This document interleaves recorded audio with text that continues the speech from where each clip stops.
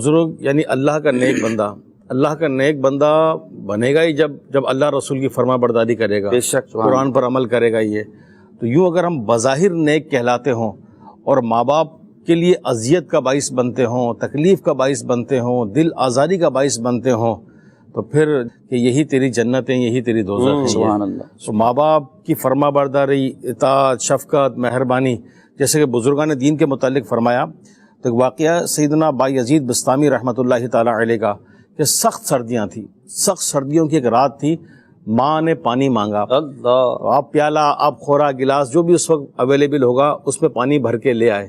سخت سردیاں تھی، جب واپس لے کر آئے تو ماں کی آنکھ لگ گئی۔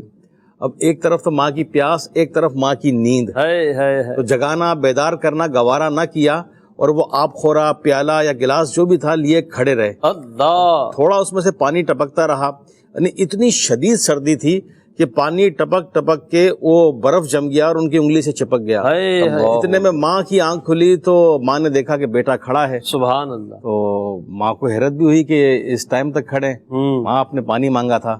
پانی ماں کو پیش کیا، آپ خورا، گلاس یا پیالہ ہٹایا تو اتنی برف جم چکی تھی کہ وہ کھال سے چپک گئی اور کھال ادھڑ گئی، اللہ، خون بہنے لگا۔ ہے تو ماں نے یہ سارا معاملہ دیکھا تو اللہ کی بارگاہ میں ہاتھ اٹھا کر دعا کی کہ اے اللہ، میں بھی اس سے راضی ہوں، تو بھی اس سے راضی ہو۔ سبحان اللہ، سبحان اللہ۔ یعنی وہ تو واقعی کما گئے نا، کیا بات ہے، کما گئے۔ وہ کیفیت ہوتی ہے، وہ کیفیت ہوتی ہے کہ واقعی ماں باپ کے دل میں خوشی داخل کر لیں یا ان کو تکلیف پہنچا دیں۔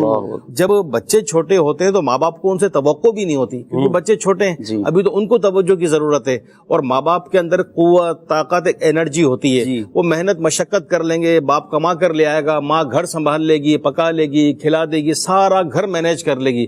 باپ کے اوپر جتنا بھی گھر میں ٹینشن آئے، باہر سے ٹینشن آئے، کاروباری ٹینشن آئے، کبھی باپ سمجھدار باپ کبھی بھی آ کر اپنے روزگار کا، کمی کا رونا اولاد کے آگے نہیں روتا۔ سبحان اللہ۔ بلکہ مجھے تو وہ جملہ بار بار یاد آتا ہے، کہیں میں نے کہا ہے، کسی سے سنا یہ کہ جب کبھی گھر میں حالات ایسے ہوں، اولاد پریشان ہو، مالی پریشانی ہو، تکلیف ہو، بیماری ہو، کوئی بھی پرابلم ہو، تو باپ کے یہ جو الفاظ ہیں نا اولاد کے لیے، بیٹا گھبراتے کیوں، میں کھڑا ہوں نا، میں ہوں نا۔